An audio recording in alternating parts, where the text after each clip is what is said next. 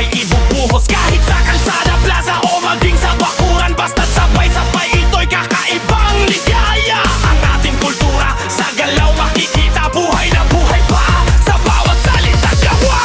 Suma sa Pilipinas, suma sa Pilipinas, galaw na sumigaw, damhin ang himig natin. Suma sa Pilipinas, suma sa Pilipinas, kasama si DJ Melvin Ritmo